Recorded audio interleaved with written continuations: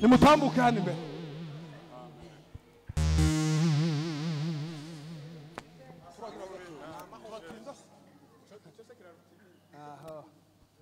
Sinababwiye ngo mwarimu azayumva inama.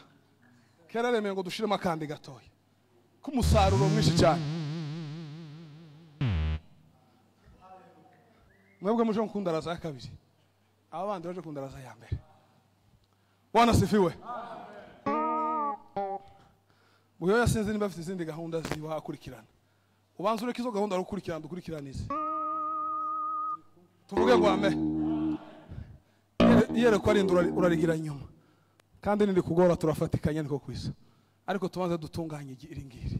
Tuvuge ngo ame. Ngiye gutera haleluya 30 Haleluya.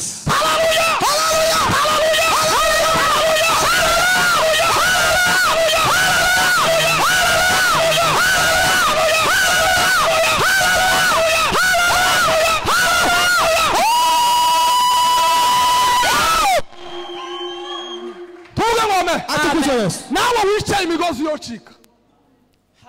Nawe wicaye wo kwizerera ikikugoye sinkizi.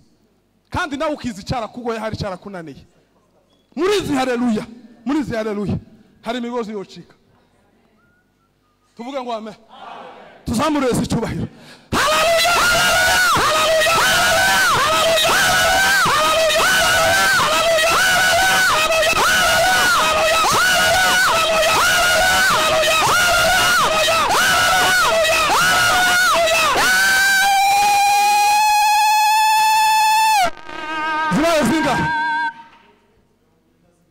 Mirongo inazirindwi. Umusazi Imana muhumugisha. Amen. Asikofu karaziharura. Reka nzamura izindi zitatu. Twongere tuzamurire Imana ishuye. Haleluya. Haleluya. Haleluya. Haleluya. Amen. Zamuka da.